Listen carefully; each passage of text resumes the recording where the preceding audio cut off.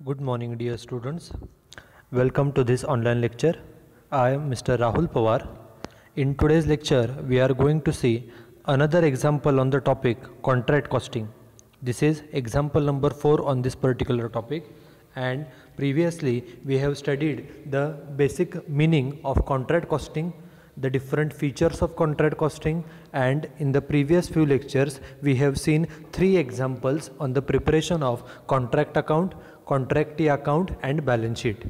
आपला हा जो टॉपिक आहे कॉन्ट्रॅक्ट कॉस्टिंग या टॉपिकवरील हे चौथं एक्झाम्पल आहे. यापूर्वी आपण या टॉपिकचे 3 एक्झाम्पल्स पाहिलेले आहेत. या टॉपिकच्या सुरुवातीला कॉन्ट्रॅक्ट कॉस्टिंग मेथड म्हणजे काय, त्याचे वैशिष्ट्य काय काय असतात हे आपण ऑलरेडी पाहिलेलं आहे. आपण सुरुवातीच्या लेक्चरमध्ये पाहिलं की कॉन्ट्रॅक्ट कॉस्टिंग ही जी एक मेथड आहे ही कशासाठी वापरली जाते, तर this method of costing is used to calculate the cost and profit of different construction contracts undertaken by the business. जे कन्स्ट्रक्शनचे कॉन्ट्रॅक्ट्स असतात, for example construction of a house, construction of a building, construction of a dam, construction of a road, construction of a bridge, etc. etc. जी कन्स्ट्रक्शनची कामे असतात, जी कामे करण्यासाठी जास्त लागतो, more time is required. Second, जास्त पैसे लागतात, more amount of money is required. And thirdly, which are big jobs, जी कामे मोठी असतात, and which are to be performed outside factory, जी आपल्याला ज्या ठिकाणी ते काम करायचं आहे त्या ठिकाणी जाऊन, म्हणजे ऑफिसच्या बाहेर जाऊन, आपल्या फॅक्टरीच्या बाहेर जाऊन त्या ठिकाणी काम करावे लागतात. अशा कन्स्ट्रक्शन कॉन्ट्रॅक्टचा करण्यासाठी किती खर्च आला, ते कॉन्ट्रॅक्ट पूर्ण करून किती प्रॉफिट झाला हे फाइंड आउट करण्यासाठीची ही मेथड आहे, which is contract costing. And in the previous few lectures we have seen 3 examples on this particular topic. Now in this particular example we are going to see how the contract account and balance sheet is prepared when the contract is completed and when its completion is very less as compared to previous examples. आपण पाठीमागचे जे 3 examples पाहिले त्यामध्ये आपण जे percentage calculate करत होतो, वर्षाच्या शेवटी आपलं कॉन्ट्रॅक्ट किती टक्के कंप्लीट झालेलं आहे ते जवळपास 70% 80% एवढं आपलं पर्सेंटेज येत होतं. या एक्झाम्पलमध्ये आपलं जे काय कॉन्ट्रॅक्ट आहे ते वर्षाच्या अखेरीपर्यंत फक्त 30-35% जर पूर्ण झालं असेल तर कॅल्क्युलेशनमध्ये काय फरक होतो हे आपण या एक्झाम्पलमध्ये पाहणार आहोत. This is example number 4. Read the example carefully. काय सांगितलं बघा. Hariom construction gets a contract of a house. कंपनीचं नाव काय आहे, हरिओम कन्स्ट्रक्शन नावाची कंपनी आहे आणि त्यांना घराचं कॉन्ट्रॅक्ट मिळालेलं आहे, म्हणजे घर बांधण्याचं. Following are the details of expenses for the year ended 31 December 2017. 31 December 2017 अखेरीचे आपल्याला सर्व खर्च दिलेले आहेत. तारीख 31 डिसेंबर सांगितलेली आहे, म्हणजे इयर एंड हा 31 डिसेंबरला होतो. बघा 2 कॉलम दिलेले आहेत, एक टेबल आहे. पहिले सांगितलं आहे मटेरियल परचेस्ड ₹60,000. घराच्या बांधकामासाठी मटेरियल खरेदी केलं 60,000चं. पुढे मटेरियल इश्यूड फ्रॉम स्टोअर्स, आपल्या स्टोअर्समधील गोडाऊनमधील मटेरियल कामात पाठवलं किती, 3,100. हे दुसरं सांगितलं आहे. वेजेस पेड 73,000, कामगारांना वेजेस पेड केले 73,000. वेजेस आउटस्टँडिंग 150, ₹150 वेजेस अजून देणं बाकी आहे, आउटस्टँडिंग आहे.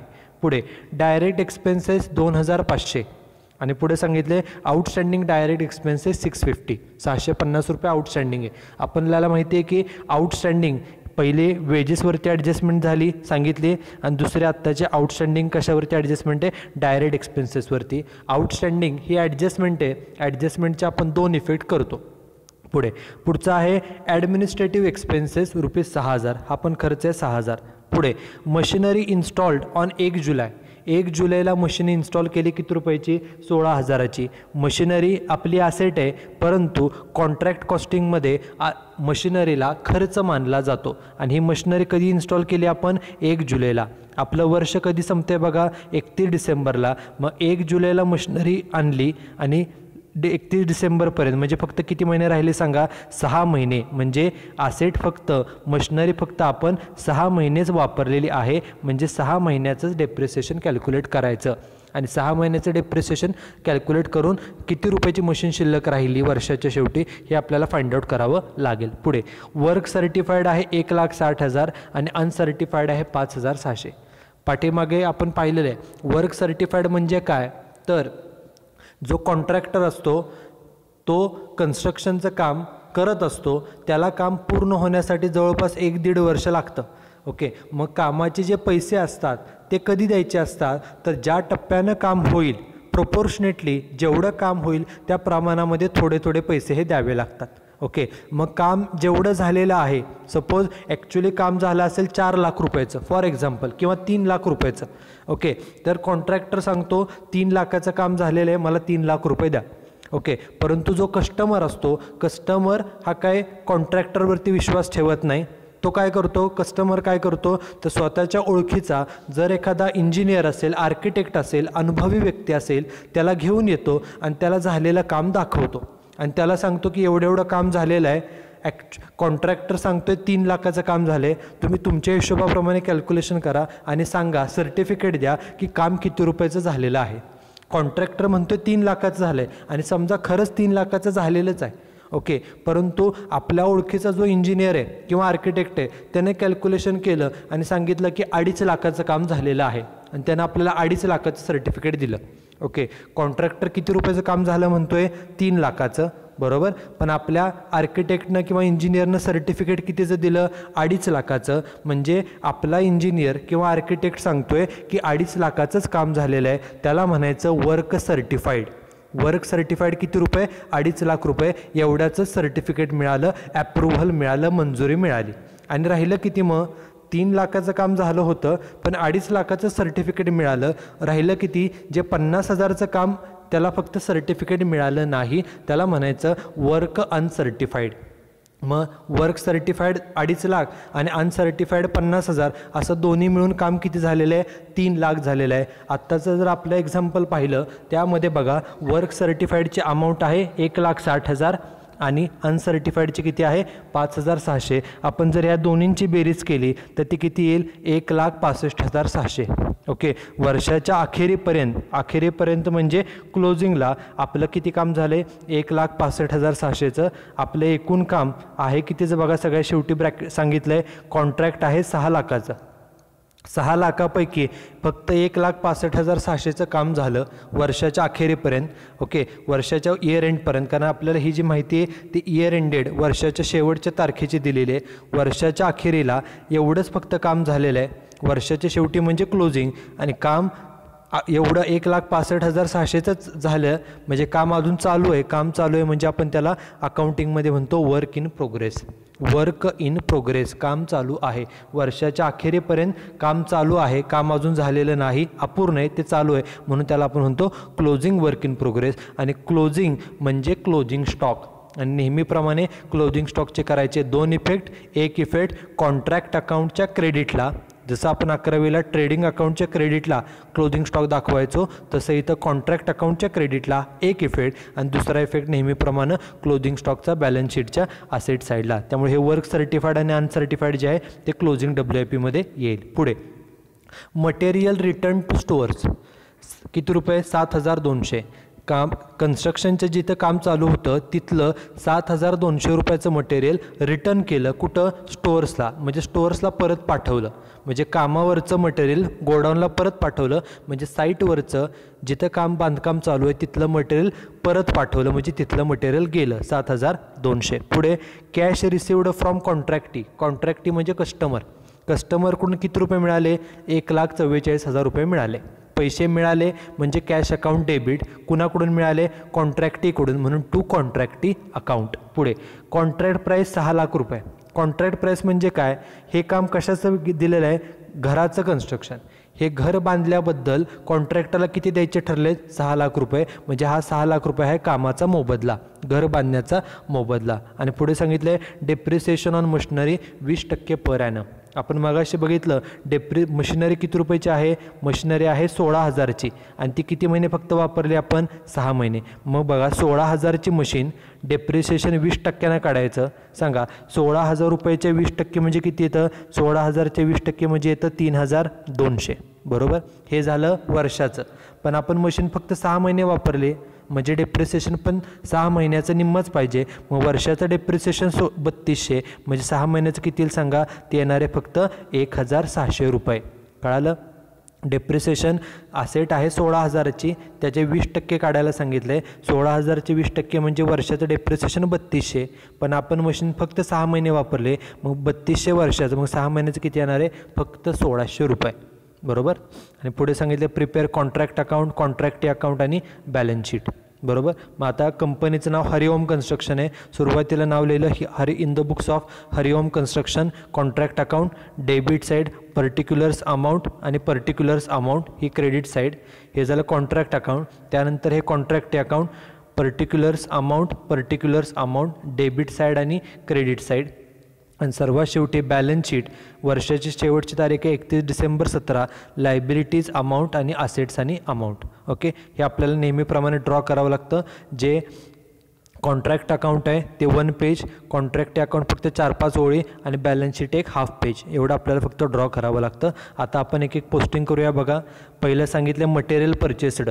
आता मटेरियल खरेदी केला हा खर्च आहे. किती रुपयाचं मटेरियल खरेदी केलं आहे 60,000. मग मटेरियल खरेदी केलं खर्च आहे. सगळे खर्च आपण घेतो कॉन्ट्रॅक्टच्या डेबिटला. बघा, मटेरियल परचेस्ड आहे का 60,000 रुपये. सर्व खर्च घ्यायचे कॉन्ट्रॅक्ट अकाउंटच्या डेबिटला. हा पहिला खर्च घेतला 60,000. आता अजून मटेरियल बघा कुठे आहे.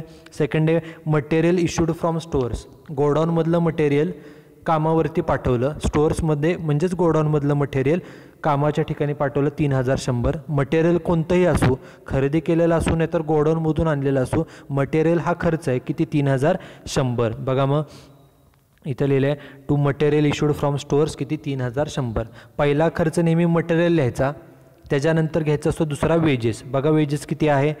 वेजेस पेड आहे 73,000 आणि आउटस्टँडिंगचे ॲडजस्टमेंट आहे त्यात ॲड आउटस्टँडिंग करायचे. बघा मग इथं लिहिलं आहे दुसरा पुढचा खर्च टू वेजेस पेड 73,000 आणि आउटस्टँडिंग किती आहे बघा. आउटस्टँडिंग वेजेस आहेत किती 150 रुपये. मग आउटस्टँडिंग म्हणजे काय. वेजेस जर पेड केले नसतील तर त्याला आपण आउटस्टँडिंग म्हणतो. आउटस्टँडिंगचा एक इफेक्ट आपण काय करतो. आउटस्टँडिंगचा एक इफेक्ट ॲड 150 ॲड केले, बेरीज बाहेर घेतली 73,150. आउटस्टँडिंगचा एक इफेक्ट ॲड केला आणि दुसरा इफेक्ट वेजेस आउटस्टँडिंग आहेत म्हणजे अजून ते पेड केले नाहीत, पेड करायचे म्हणजे ती लायबिलिटी आहे. म्हणून लायबिलिटीला बघा आउटस्टँडिंग वेजेस किती 150 रुपये. बरोबर. कॉन्ट्रॅक्ट अकाउंटच्या डेबिटला खर्च लिहिताना पहिला खर्च मटेरियलचा, नंतर वेजेसचा आणि नंतर डायरेक्ट एक्सपेन्सेसचा घ्यायचा. बघा एक्झाम्पलमध्ये डायरेक्ट एक्सपेन्सेस दिलेत आणि आउटस्टँडिंग पण आहे. डायरेक्ट एक्सपेन्सेस आहेत 2,500 आणि आउटस्टँडिंग किती आहेत 650. मग आउटस्टँडिंग करायचे ॲड. बघा इथे लिहिले to direct expenses 2,500, outstanding add 650, बेरीज बाहेर आली 3,150. ओके. आउटस्टँडिंगचा एक इफेक्ट ॲड केला तसा दुसरा इफेक्ट खर्च आउटस्टँडिंग आहे म्हणजे खर्च अजून पेड केला नाही, पेड करायचे म्हणजे ती लायबिलिटी आहे. म्हणून लायबिलिटी साईडला बघा आउटस्टँडिंग डायरेक्ट एक्सपेन्सेस किती 650 रुपये. त्यानंतर बघा आता पुढचा एक खर्च एकच खर्च आहे ॲडमिनिस्ट्रेटिव्ह एक्सपेन्सेस 6,000. कोणताही खर्च असेल सर्व खर्च घ्यायचे डेबिटला बघा टू ॲडमिनिस्ट्रेटिव्ह एक्सपेन्सेस 6,000 रुपये.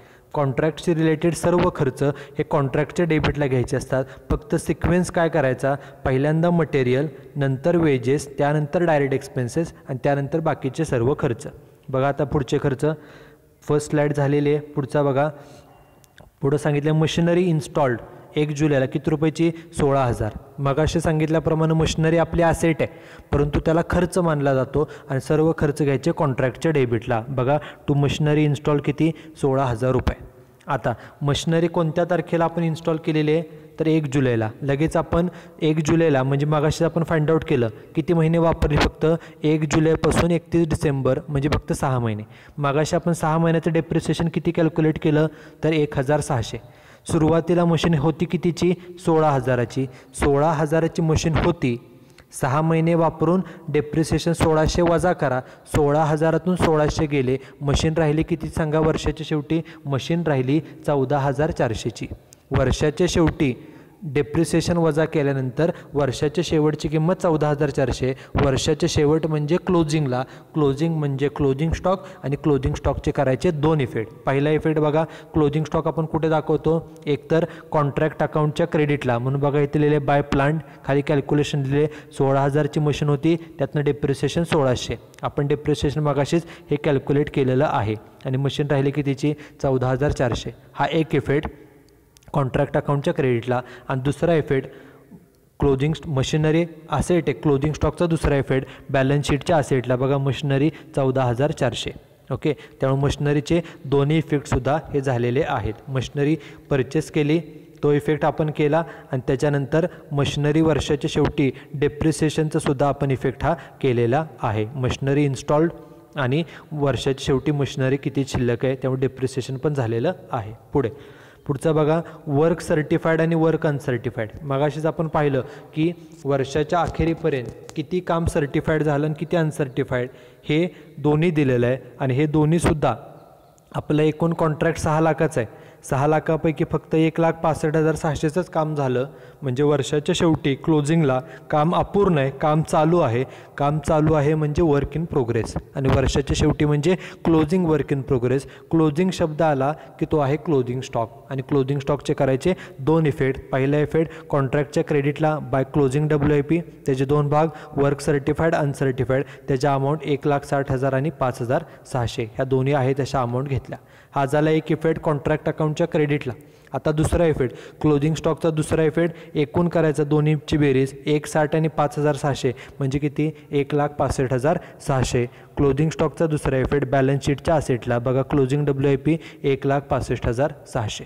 क्लोजिंग स्टॉकचा एक इफेक्ट कॉन्ट्रॅक्टच्या क्रेडिटला आणि दुसरा बॅलन्स शीटच्या असेट साईडला. पुढे material return to stores 7,200. Material ज्या ठिकाणी घराचं बांधकाम चालू होतं तिथलं मटेरियल आपण स्टोअर्सला म्हणजे गोडाऊनला परत पाठवलं, कितीचं 7,200. मग मटेरियल खर्च आपण डेबिटला घेतो. ओके, मग यापैकी जर काही मटेरियल परत पाठवलं तर ते घ्यायचं अपोजिट साईडला, विरुद्ध बाजूला, म्हणजेच क्रेडिट साईडला. बघा क्रेडिट साईडला लिहिले by material return to stores amount किती 7,200. आपण मटेरियल हा खर्च डेबिटला घेतला आहे आणि यापैकी जर काही मटेरियल आपण परत पाठवलं, रिटर्न केलं तर ते घ्यायचं दुसऱ्या बाजूला अपोजिट साईडला, म्हणून घेतलं क्रेडिट साईडला. किंवा लक्षात ठेवण्यासाठी ही क्रेडिट बाजू आहे. आपण मटेरियल परत पाठवलं आहे म्हणजे मटेरियल गेलं, साधा नियम credit what goes out. Okay, वस्तू गेल्या की त्याला द्यायचं क्रेडिट, त्याप्रमाणे ते दिले क्रेडिट साईडला. पुढे कॅश रिसिव्ड फ्रॉम कॉन्ट्रॅक्टी. पैसे मिळाले, किती रुपये मिळाले 1,44,000. कुणाकडून मिळालेत पैसे हे कॉन्ट्रॅक्टीकडून. मग आपण कॉन्ट्रॅक्टी अकाउंट तयार केलेलंच आहे बघा. पैसे मिळाले म्हणजे कॅश अकाउंट डेबिट, आणि टू कुणाकडून मिळाले कॉन्ट्रॅक्टी, म्हणून टू कॉन्ट्रॅक्टी अकाउंट. म्हणून एंट्री काय झाली cash account debit to contractee account. म्हणून ही एंट्री करायची असते कॉन्ट्रॅक्टीच्या क्रेडिटला बाय कॅश किती 1,44,000. क्रेडिटची बेरीज 1,44, डेबिटला घ्या 1,44, डेबिटला फरक 1,44, त्याला नाव द्यायचं टू बॅलन्स कॅरीड डाऊन. त्यामुळे ह्या कॉन्ट्रॅक्ट अकाउंट कंप्लीट झालं. याला फक्त ही एकच एंट्री होते. हा झाला एक इफेक्ट, कॅश मिळाली. किती कॅश मिळाली 1,44,000. आता त्याचा दुसरा इफेक्ट करायचा. बघा आपण बॅलन्स शीटला वर्क इन प्रोग्रेसची रक्कम दाखवले 1,65,600. म्हणजे काय, वर्षाच्या अखेरीपर्यंत आपलं 1,65,600 रुपयाचं काम झालेलं आहे. बरोबर, एवढं काम झालं म्हणजे आपल्याला ते एवढे पैसे मिळण्याचा अधिकार आहे. पैसे मिळणार म्हणजे ती आपली ॲसेट आहे. किती काम केले आपण 1,65,600चं, एवढे पैसे आपल्याला मिळणार. आता त्यापैकी मिळाले किती 1,44,000 मिळाले. मग राहिले किती हे शोधण्यासाठी कॅश रिसिव्ड हे वजा केलं जातं. आपलं काम 1,65,600चं झालेलं आहे, त्यामुळे एवढे पैसे आपल्याला मिळण्याचा अधिकार आहे. बरोबर, 1,65,600.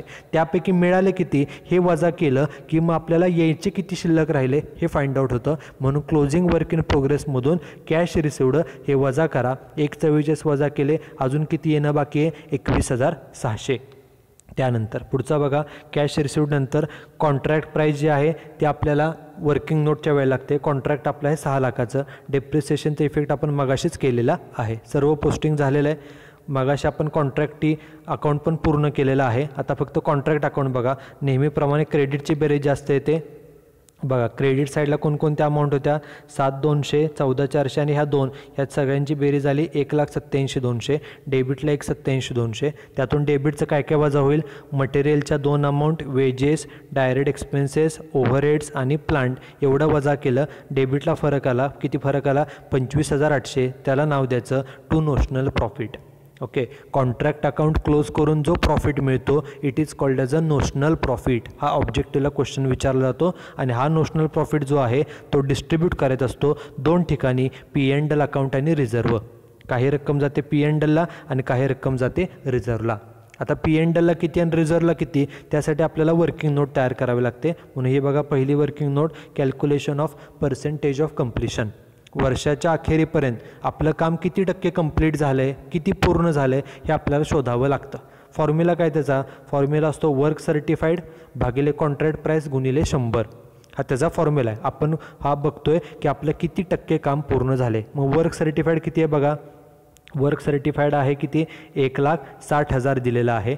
मग तेच घेतलं 1,60,000 भागिले कॉन्ट्रॅक्ट प्राईस बघा एक्झाम्पलमध्ये दिलेली आहे. कॉन्ट्रॅक्ट प्राईस किती आहे 6 लाख आहे म्हणून तीच कॉन्ट्रॅक्ट प्राईस घेतली 6 लाख गुणिले 100. म्हणजे आपलं काम किती टक्के झाले फक्त 26.67 म्हणजे जवळपास फक्त 27% आपलं काम हे पूर्ण झालेलं आहे. मग आता आपलं टेबल बघा 27% म्हणजे ते 25 आणि 49च्या मध्ये आहे. आपलं पर्सेंटेज ऑफ कम्प्लिशन हे 27% आहे. 27 म्हणजे ते 25 to 49च्या मध्ये आहे बरोबर. मग आता त्यासाठी हा फॉर्म्युला यूज करावा लागेल. आपला जो नोशनल प्रॉफिट आहे त्यापैकी P&L रक्कम किती जाईल त्यासाठी हा फॉर्म्युला वापरायचा. काय फॉर्म्युला नोशनल प्रॉफिट गुणिले 1/3 गुणिले कॅश रिसिव्ड भागिले वर्क सर्टिफाईड हा फॉर्म्युला वापरायचा. मग बघा दुसरी वर्किंग नोट तयार केली notional profit to be transfer to P&L account. एकूण नोशनल प्रॉफिटपैकी P&Lला किती रक्कम जाते तर फॉर्म्युला नोशनल प्रॉफिट गुणिले 1/3 गुणिले कॅश रिसिव्ड भागिले वर्क सर्टिफाईड.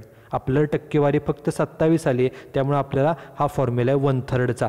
प्रिव्हियस एक्झाम्पल्समध्ये आपण हा 2/3चा फॉर्म्युला वापरलेला कारण आपली टक्केवारी 50पेक्षा जादा होती. आत्ताच्या या एक्झाम्पलमध्ये आपली टक्केवारी फक्त 27% त्यामुळं हा 1/3चा फॉर्म्युला वापरला.